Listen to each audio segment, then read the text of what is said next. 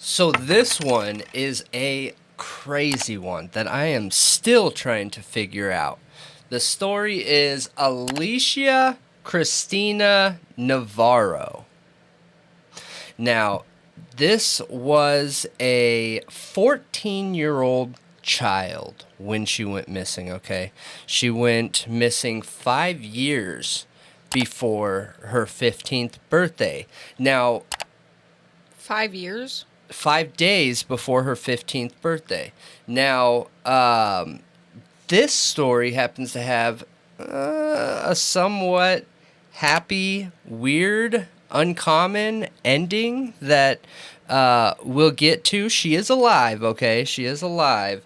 But there are a lot of question marks here, like a lot of question marks in this story. I don't even know what to make of it, honestly. So, who is Alicia Christina Navarro? Okay, she is a child to two parents, Ivan and Jessica Nunez. She had a younger brother and a younger sister, and she is on the spectrum. Okay. Now, she is what you would consider a high-functioning person on the spectrum. Now, I don't want to offend anybody out there, so I mean that in a positive way. The reason why I'm saying high-functioning is because that's how they describe it in the police report and some of the details in the story. So I just want to kind of follow what's already out there, okay? So if I'm not using the politically correct term, I apologize for that. That's what is used in this story here. So going back to it, she was very high functioning. She went to a normal school and everything. And by all accounts, of all family members, including her mom, who really took charge in all of this, she was super kind, would go out of her way to help people. She absolutely adored pets, loved pets. She had a pet dog that she was obsessed with, followed her around everywhere, you know. She was super empathetic, compassionate. She was a great student, made honor roll almost every year while on the spectrum. That is incredible. Yeah. That's amazing. That is amazing. A lot of times, too, I do want to say, now every case is different. That is the beautiful thing of autism, right? Is each person with autism, there isn't one that's alike from the other. Now, Alicia struggled with social skills, okay? That's a very common thing that we see, not in everybody who's on the spectrum, but quite a few. I would say more statistically, people on the spectrum have issues with social abilities and things like that. Yeah. Well, she did as well. And she was really close to her family. Now, her father, Ivan, wasn't her birth father, but by all accounts, I mean, he was that, you know? She didn't have a relationship with her actual birth father, but she was really close to everybody in that house, and that's what makes this story so much more disturbing.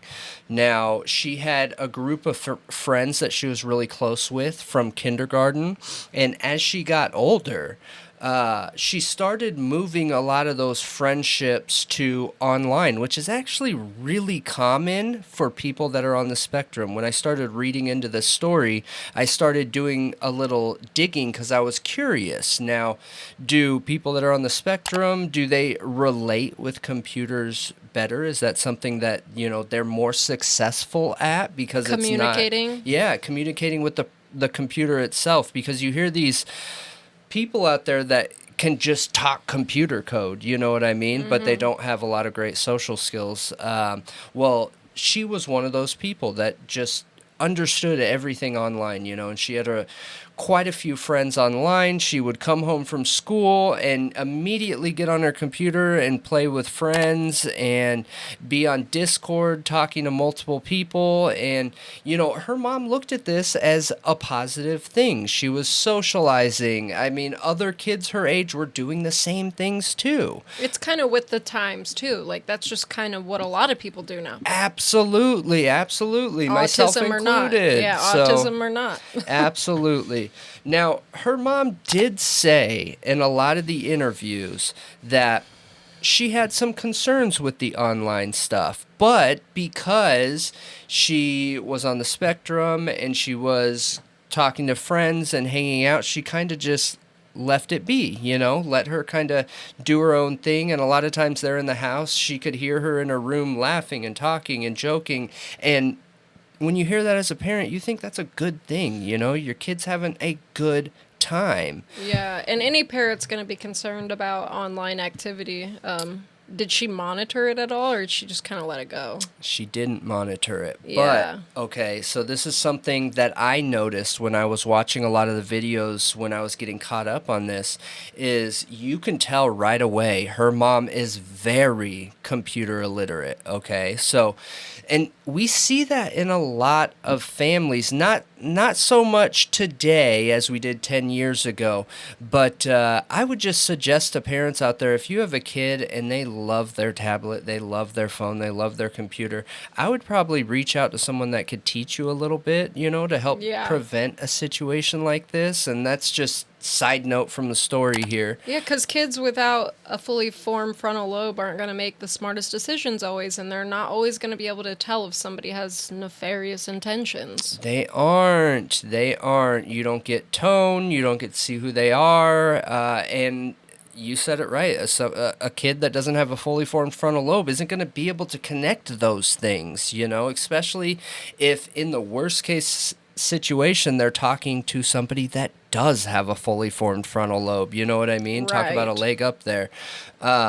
So going back to what we were saying, she was obsessed with her technology and computer and her MacBook Pro and her video games, Xbox. She had everything going with the electronics. Well, the months leading up to this, her mother said in multiple videos that her behavior started to change. She started to see some changes, which in my opinion isn't that uncommon, especially if your socializing is increasing. Then we're humans. We like being around other people. We like socializing with other people, and what comes with that a lot of times is listening to new things, doing new things, new experiences, and it just kind of comes with the territory. Now, she was for many years obsessed with pop music, kind of what was hot and what was out there, what was on the TV. Well, in the months leading up to this, she changed and started listening to classic rock, like Pink Floyd, which I feel like that would be a red flag to me, okay? A 14-year-old listening to Pink Floyd. They're clearly talking to somebody older. Yes. Absolutely. Yes. So you know how many kids I've talked, not even kids, when I say kids, I'm talking like 18, you know what I mean? That have no idea the history, the background, anything to do with Pink Floyd. That's just different time. Yeah. So she started listening to bands like Pink Floyd. Her behavior started changing a little bit. She all of a sudden, so she was always into, like, what's it called? Is it manga? Manga, yeah. Yeah, she was always into manga. But she started changing to, like, comics, like old school classic Batman, Spider-Man comics. Again, that to me sounds like a red flag, but I'm not trying to criticize her mom here. But a 14-year-old, those comics are back in the day, like they don't even have a lot of new anime, ones. Manga. That's kind of all the the pop mainstream music, now. That's what a 14-year-old, a typical 14-year-old is going to be gravitating towards. It is, but I got to say her mom sounds amazing, okay? And that's why I want to be very clear. I'm not trying to criticize. Her mom sounds like she was doing everything in her power to help her daughter out. Now, when her daughter started showing interest in comics, she even approached her and asked if she could get a really expensive comic, like $2,000 comic, okay? I don't even remember the name of it because it's not important. It's Spider-Man and Iron Man some edition, okay? But it was $2,000. So her mom got it for her. Dude, yes. no. That's crazy. Yes, I could never. Her mom got it for her, trying to be supportive. They weren't rich either, were they? Because I'm pretty sure I've heard of this case before, and I don't remember them looking like they were rich. Yes, they weren't They didn't have rich. money to blow like that. They weren't rich. Now, with all that, as she was getting older, her outfits also started to change. Now, being on the spectrum, her mom was saying that her whole life she's always worn long sleeve shirts, whether it's a sensitivity thing, even in Arizona where they lived, being so hot, she still wore long sleeve shirts every day. Well, she started asking for different outfits like no sleeve shirts, open back shirts, what her mom specifically pointed out, just more revealing clothing in general, which again, isn't uncommon at that age, but all these changes started to happen at once. So her mom detailed one specific situation where she asked to go to a mall with one of her BFFs, okay, this guy that she's known since kindergarten. And when she went to the mall, everything seemed fine and everything. Excuse me. She, according to her friends, after the situation happened, a couple things happened at the mall. She started talking to some guy that she met there, and she had a burner phone, a cell phone that her mom didn't know about, okay? Uh-oh. Yeah, which shows there was some kind of weird secret stuff going on. Yeah, she was hiding stuff. Yep. Absolutely. Right around that same time again, her mom also noticed that she had a hole in her screen, in her window in her room. Ooh. Yeah, and she said that when she was asked about it, she said that a bird must have ran into it or something like that. But her dad looked at it and could tell that it was cut from the inside. So her mom made a mental note thinking, that's kind of weird. Is she passing notes to somebody or something? But that is weird. What could happen from a hole? You don't know. But anyways, 6 days before her birthday, the day before September 15th, so September 14th, she asked her mom if she could stay home from school. She said she wasn't feeling very good, and her mom ultimately let her and figured, let's just have a girls' day. They went out and looked at makeup together. They went out to eat together. They stopped at a chocolate place and had a really, really, really good time together. And her mom said, based on her behavior, that nothing seemed out of place, okay?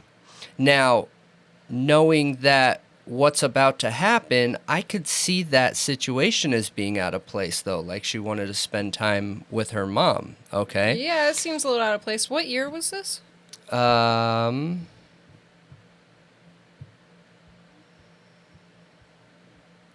I don't know. Do the math. Okay. So she was 14 and 18, so I don't know. Look it up. Yeah, that's okay. Go ahead. So on September 7th, okay, so the day after that nice day she had with her mom, her mom woke up, okay, and actually, I'll take a step back. There was one more weird situation. So that night she was her mom was up waiting for her dad to get back, and Alicia was up around 1 a.m. and she was outside of her room going to get a drink, something like that, and she ran into her mom, which she seemed surprised, didn't expect her to be up at that time, and asked her what she was doing, said she was grabbing a glass of water, and went back to her room. Her mom didn't think anything of it. But now fast forward back to where I was that morning. So 7 a.m., September 15th, her mom got up to make breakfast, do the normal morning things that she did every morning, and realized that the back door was cracked. Did you find out what year? 2019. Okay, 2019. Yep. I wrote down the dates and not the year. Okay, so she got up and the back door was cracked, okay? She didn't think much of it. She shut the back door, but then when her dad walked out, she asked him if he had left the door open. He didn't, but he immediately went to go check on Alicia, okay? Yeah. They realized she wasn't in her room, so they started searching the house.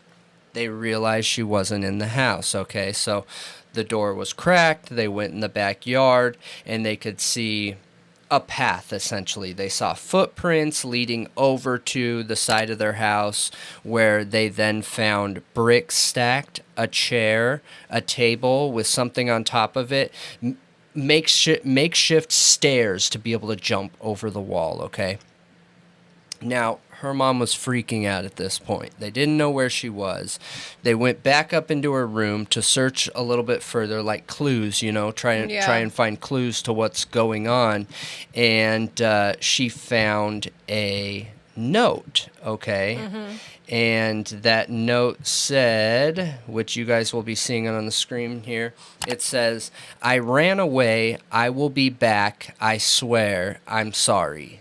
Alicia." Oh my gosh, that would be so horrible finding that as a parent. It would Like, be. why? Why did you do that? And I can't even imagine how it would be when you're the caretaker, okay? Because she was on the spectrum. She was high functioning, but sometimes some of those social skills that allow you to be able to function in normal society take a little bit longer with somebody that's on the spectrum, Yeah.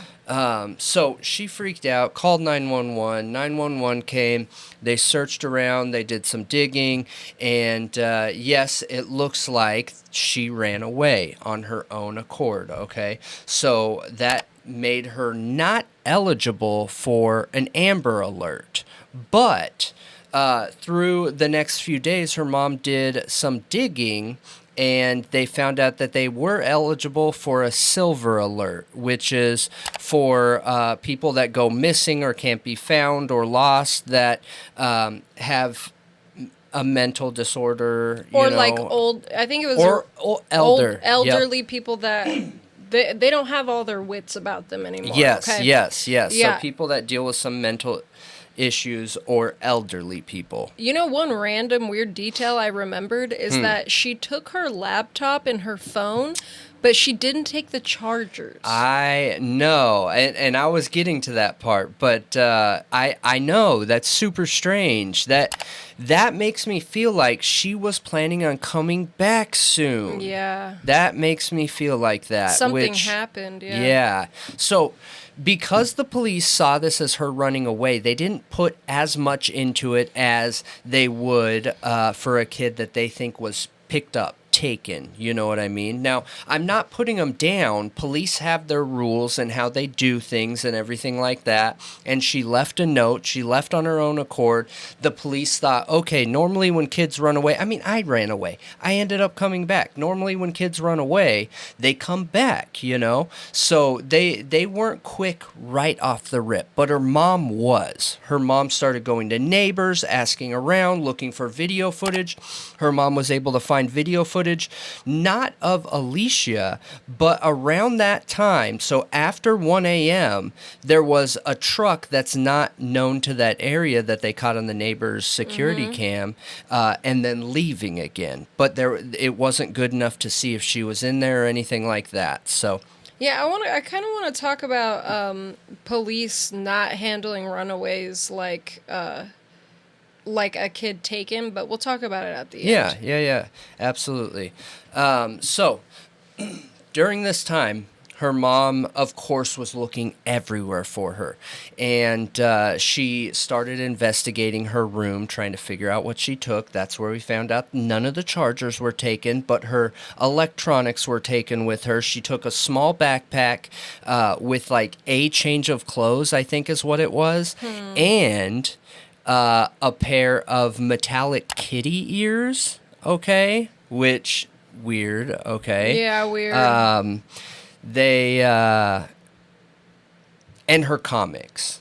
her comics. That $2,000 comic, she took the comic with her too, which again is kind of strange. Totally sounds like she's going to meet up with a dude. It does. It does. It sounds like she's going to meet up with a guy, okay?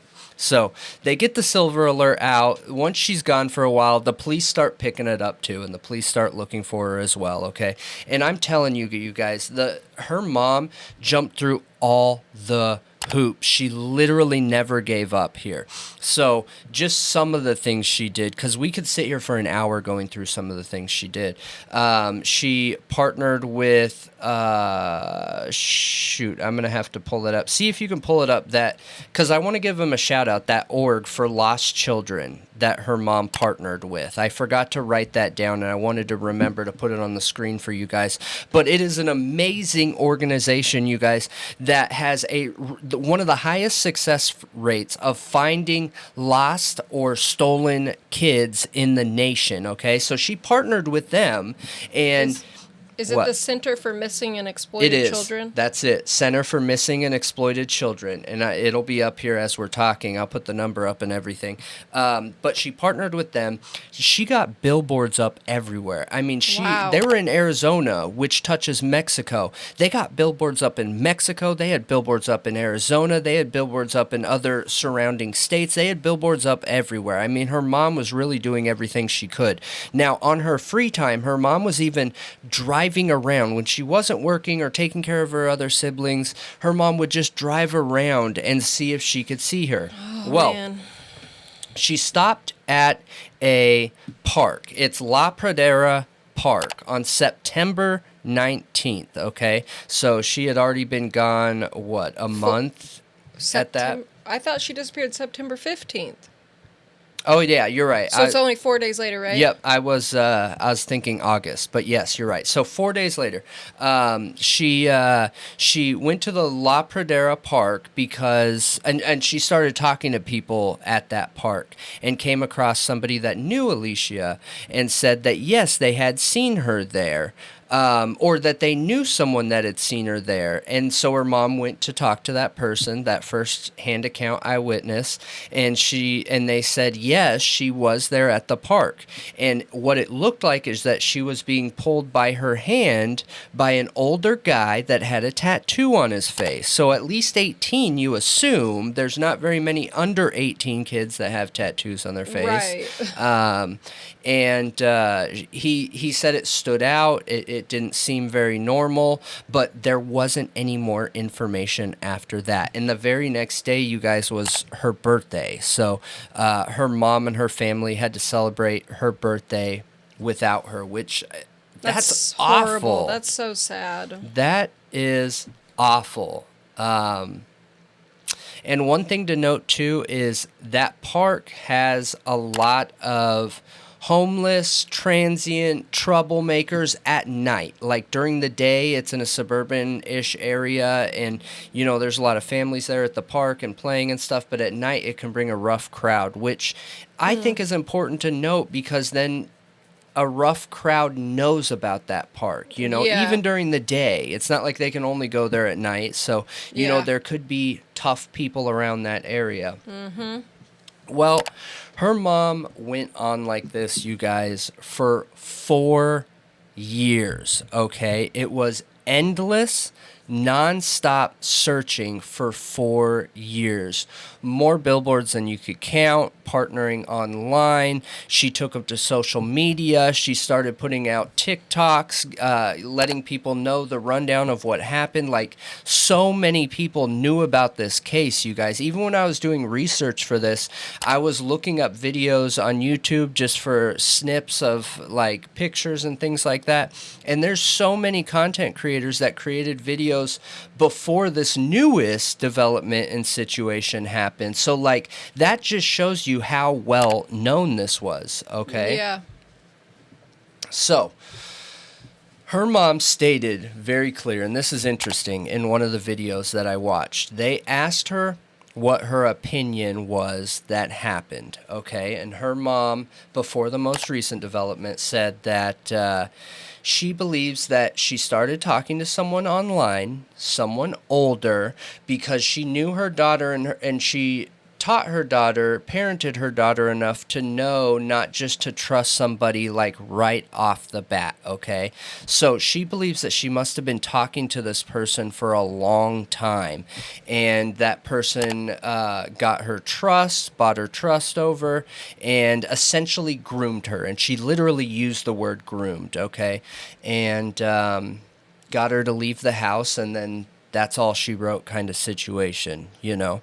Now, fast forward up to today, like a few weeks ago, like July 23rd, okay? Not that long ago, you guys.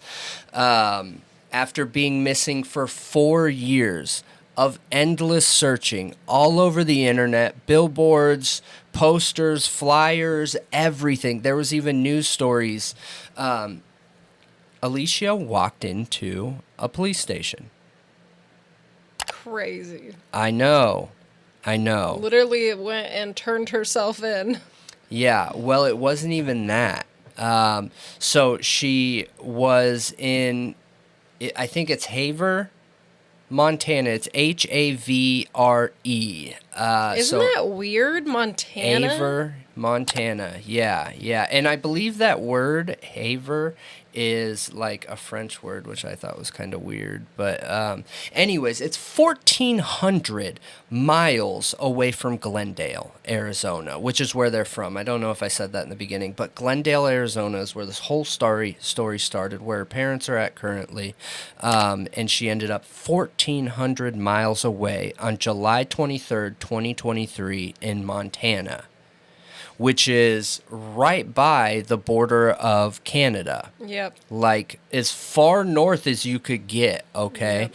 That's a long ways away, you guys. And this is what Alicia walked in saying was, I'm 18 now. I would like you guys to take me off of the missing persons because I want to get a driver's license. Oh my gosh.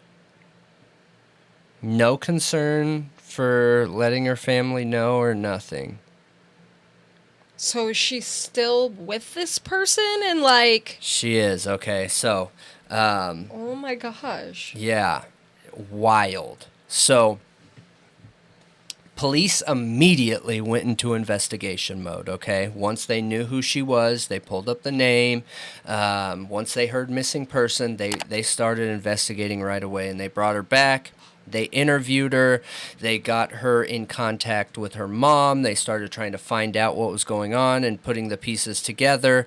The police ultimately did a press conference, and their exact words were, well, for one, it didn't sound like they knew a whole lot yet. But they said currently, as of today, she is in good health, she is not in any danger, and she came at her own free will. And she is continuing to work with us at her own free will. So, what? Then why would she... If she's working with them and talking to her mom, then why did she come in there and do it in that way? No, she wasn't talking to her mom until she was in there. I know. The parents got her connected with her mom. The police got her connected with her mom. Yeah. That's what I'm saying. Is like, if she's willing to do all of this, then why is that the way she came out? I don't know. It's just so weird. But they let her go, okay, because she's an adult. Did they have her talk to a therapist or something, and that made her like... They're really tight-lipped. The police did say, this investigation is not over, okay? Now, just a few days later, police kicked in that guy's door. Good. With her there. Good. Because this man is 36 years old. Okay. So he's clearly an adult he took her. Let's just assume this is the same guy that she left with. Now, have you seen a picture of him? No. I'll be posting a picture of him. But he is a night stalker at Walmart, the person that puts, food on the shelves and everything. A night stalker? Yeah, I know. I read that. I was laughing about that, too. His name is Eddie Davis? Mm-hmm. Yep. Jeez. And I believe they currently live on a reservation, okay? And the reason why I think that is because when I was reading up on this, there were a lot of complaints from other residents in that area saying that they felt weird about this situation. They've heard fighting before. They've heard her, a woman, and they can only assume it's her, saying, I will go back. I will go back if you don't, yada, yada. And clearly heard, like, I'll go back as a threat. Which is strange, right? It makes it feel like she was there on her own free will. I mean, as a 14-year-old, how much free will do you really have to a manipulative 30-year-old man? Listen, I agree with you. I agree with you 100%. But now she's 18. So what can that mean? I don't know, right? But they kick in his door, and they question him. They search the house. They do everything. They take them both in again and question and try and figure this out. And one thing I want to say too here is, due to her illness, she looks very young, dude. If I saw her in the street, I would not think she's 18. So that's her at 14, and then here, we'll watch this.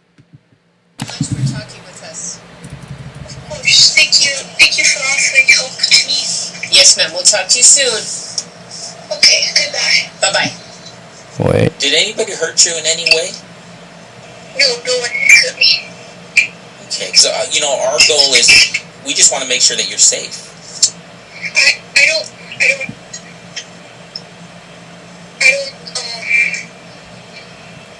understand that. Okay, so you just heard. She looks young.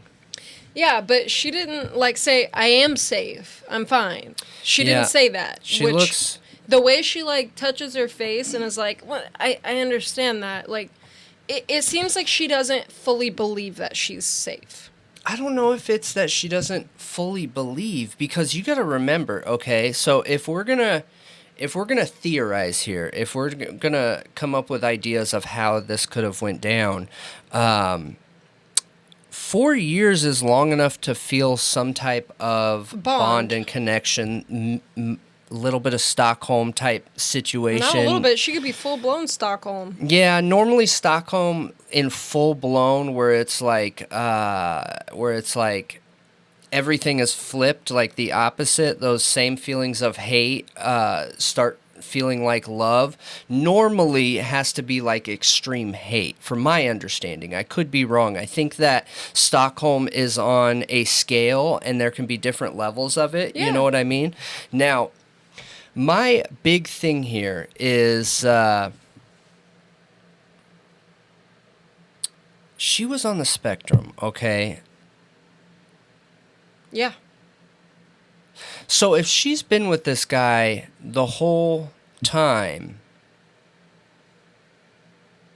I feel like there could be charges still brought against him. 100%. I'm not a law enforcement officer, but there's got to be something. Taking advantage of a situation, a person. Well, even at 18, I feel like she would have to be assessed to find out if she can actually be considered like a legal adult with authority over her own life and her own decisions. Because a lot of kids and, young adults with autism are still fully under their parents' care, and their parents make all those major life decisions for them. I agree. And that's one of the things I was thinking too. And one of the things that they said was that this investigation is still going on. I'm assuming that it's going to have to do with that too, because look, here's the thing.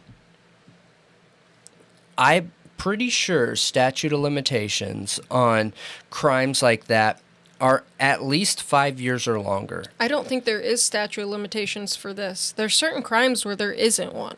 I don't think this would be kidnapping. As a 14-year-old, it's absolutely kidnapping, even if you groom the child and they were willing to come. It's still kidnapping. All they have to do is prove that he took her when she was 14. Okay. It doesn't matter that she's 18 now. If they can prove a crime occurred at that time, then he can be charged. Okay. They just need proof. Okay.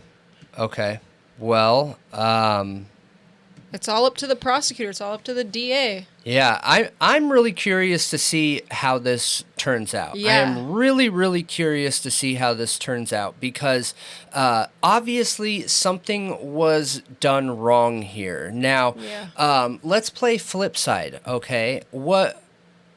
Could there have been something bad going on at home that maybe her mom didn't know about? Was there bullying at school? There was already some secrets going on we saw with the cell phone, the burner phone. Could there have been something going on between the family? Like, these are questions that I feel like need to be asked too. You know what I mean? That doesn't have to be directly involving the mom, but should be questioned, you know? Now, by all accounts, it sounds like Alicia wants to stay where she's at, but then that opens up, like what you're talking about, the competency thing, being able to make a logical, sound decision in a situation like this where you could have felt like you didn't have a choice. Like, one major thing I think of is, did she have easy access to a phone? Because she never logged into her social media again. Never. Yeah, that's a good point. Did he take away all forms of communication from her? And as an autistic child, being groomed, like, that makes me wonder about her mental competency. Maybe if she was growing up in a healthy environment, nurturing environment, like her mom was trying to give her, she would be competent at 18 to, like, you know, have some independence, maybe not totally. I don't know. I don't know the level of autism we're dealing with here. But being in a situation where you've been manipulated and groomed, like, and you're autistic, I don't know. Yeah, I don't know either, but I am She has to be assessed. I'm super curious here because I feel like this wasn't fair to the mom, okay? The mom lost 4 years or more, you guys. 4 years or more because she now has been under the care of somebody else with a fully formed frontal lobe that's going to have a more deep and thorough understanding of life and how people work, okay? Now, the police didn't confirm that she's been with him this whole time. There were a couple statements that actually made me feel like she hadn't been with him this whole time. Strange, right? You think she was sold by somebody? I don't know. I don't know because they're being so tight-lipped. See, that's why I feel like in the situation with runaways, okay, assuming it's a runaway, they think, oh, well, there's not a kidnapper that we know of, so they're not in imminent danger. But see, here's the thing. A child is in imminent danger when they're a runaway because any, predator out there sees them as an easy target. Yeah, I agree. So the moment they run away, they are a target.